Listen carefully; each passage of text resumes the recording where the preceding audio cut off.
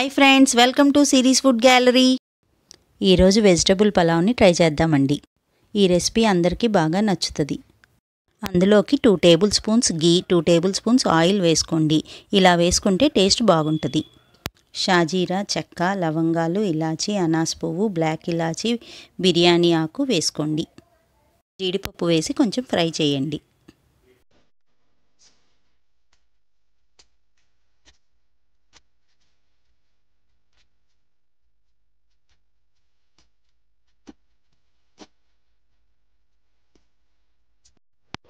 సన్నగా తరిగిన ఉల్లిపాయ ముక్కలు, పచ్చిమిర్చి ముక్కలు వేయండి. ఇందులో కారం వాడం కాబట్టి పచ్చిమిర్చి కొంచెం ఎక్కువ వేసుకోండి. కొంచెం ఫ్రై అయిన తర్వాత బంగాళదుంప ముక్కలు వేయాలి.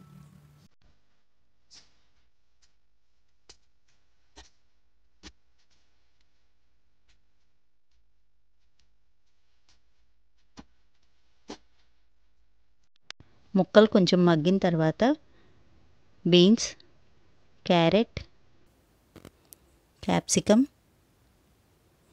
క్యాలీఫ్లవర్, గ్రీన్ పీస్, టమాటో ముక్కలు వేయండి.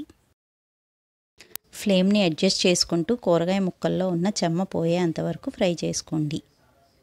అల్లం వెల్లుల్లి పేస్ట్ 2 టేబుల్ స్పూన్స్ వేసుకోండి. ముందే వేసుకుంటే పేస్ట్ కింద మాడిపోతుంది. ఇప్పుడు వేసుకుంటే టేస్ట్ బాగుంటుంది. రుచికి తగ్గట్టు ఉప్పు వేసుకోండి. పచ్చివాసన పోయేదాకా కొంచెం వేయించండి. 1 టేబుల్ స్పూన్ గరం మసాలా వేసుకోండి. నేను ఇంట్లో చేసిన గరం మసాలా వేశాను. మీ దగ్గర బిర్యానీ మసాలా ఉంటే వేసుకోండి, టేస్ట్ బాగుంటుంది. ముక్కలు బాగా మగ్గిన తర్వాత ఇందులోకి కడిగి పెట్టుకున్న రైస్ని వేయండి.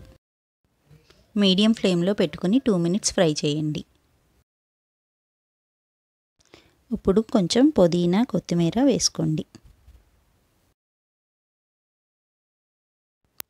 నేను ఇక్కడ నార్మల్ రైస్ వాడాను. మీరు కావాలంటే బాస్మతి రైస్ వాడుకోవచ్చు.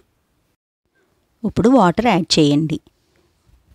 నేను 1.5 కప్ రైస్ తీసుకున్నాను. దానికి 3 కప్స్ వాటర్ యాడ్ చేశాను. బాస్మతి రైస్ అయితే 1 కప్కి 1.5 యాడ్ చేయండి. సాల్ట్ని అడ్జస్ట్ చేసుకొని కుక్కర్ మూత పెట్టి 3 విజిల్స్ రానివ్వండి. ప్రెషర్ అంతా పోయిన తర్వాత కుక్కర్ మూత తీసుకొని ఒకసారి మిక్స్ చేయండి. చాలా simple and tasty veg pulao ready. ఈ రెసిపీని మీరు కూడా ట్రై చేయండి. మీకు కూడా బాగా నచ్చుతుంది. Thanks for watching. Please like, share, comment and subscribe.